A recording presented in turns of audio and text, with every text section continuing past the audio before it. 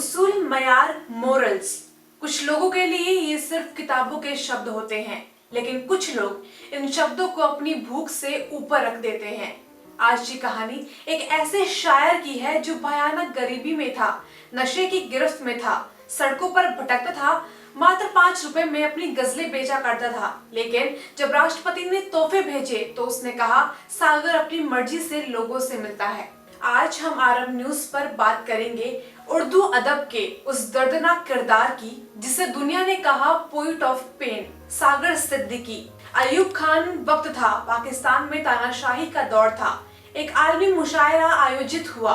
Chief guest थे general Ayub Khan. एक शायर मंच पर आया और उसने एक गजल पढ़ी, एक ऐसी गजल कि पूरा हॉल सन्न हो गया। अयूब खान की आंखों में आंसू थे। उन्होंने पूछा, ये गजल किसने लिखी? जवाब मिला, आपके ही मुल्क के शायर हैं सागर सिद्दीकी। पाकिस्तान लौटते ही राष्ट्रपति ने डेलीगेशन भेजा, तोहफे, सम्मान, मुलाकात का न्योता। लेकिन जब वो लाहौर के दाता दरबार के पास पहुंचे तो उन्होंने क्या देखा? फटे कपड़े, बिखरे बाल, नशे में डूबा हुआ एक इंसान। डेलीगेशन ने कहा, राष्ट्रपति आपसे मिलना चाहते हैं। सागर ने सिगरेट की खाली डिब्बी फाड़ी, उस पर एक शेर लिखा और कहा, सागर अपनी मर्जी से लोगों से मिलता है। उस शेर में था तानाशाही पर करारा तंज। जिस अहद में लुट जाए फकीरों की कमाई, उस अहद के सुल्तान से कुछ भूल हुई है। सागर सिद्दीकी का जन्म 14 अगस्त 1928 को अंबाला में हुआ। गरीबी, संघर्ष, अनिश्चित भविष्य। बचपन में ही किताबों से दोस्ती हो गई। 8 साल की उम्र में लोग उनसे खत लिखवाते थे। 14 साल की उम्र में शेर कहने लगे। बंटवारे के बाद लाहौर पहुंच गए, मुशायरों में छा गए। कहा जाने लगा, अगर हिंदुस्तान के पास साहिर है तो पाकिस्तान के पास सागर है। लाहौर में एक लड़की से मोहब्बत हुई, घर वालों ने इनकार कर दिया। लड़की की शादी कहीं और करा दी गई, लेकिन वो वापस आई, कहा, मैं आज भी तुम्हारी हूँ।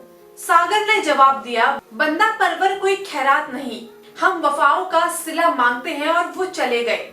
यहीं से शुरू हुआ अंदर का टूटना। 1952 सर दर्द हुआ।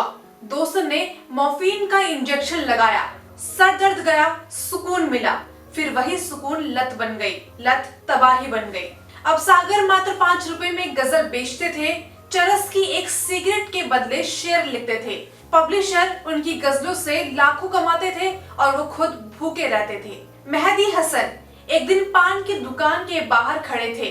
रेडियो पर उनकी गजल बज रही थी, चिराग ए तुर जलाओ, बड़ा अंधेरा है। और फिर अनाउंसर ने कहा, आप सुन रहे थे मशहूर शायर सागर सिद्दीकी की गजल। सागर मुस्कुराए और बोले, अच्छा, अल्लाह वारिस है। नशे की वजह से पुलिस ने गिरफ्तार किया, अखबारों में छपा, मशहूर शायर गिरफ्तार। लेकिन जमानत कराने कोई नहीं आया, ना पब्लिशर, ना नकली शायर, ना फायदा उठाने वाले लोग। आखिरी दिनों में लकवा मार गया, शरीर सूख गया। और 19 जुलाई 1974 को लाहौर की सड़कों पर उनका जिस्म ठंडा मिला। सागर सिद्दीकी की जिंदगी एक सवाल है, क्या इंसान अपने उसूलों के लिए अपनी जिंदगी बर्बाद कर सकता है? उन्होंने राष्ट्रपति को ठुकराया, लेकिन नशे को नहीं ठुकरा पाए। उन्होंने सम्मान को ठुकराया, लेकिन अकेलेपन से हार गए। मेरी गुर्बत ने मेरे फन का उड़ाया है मजाक, तेरी दौलत ने तेरे ऐब छुपा रखे हैं।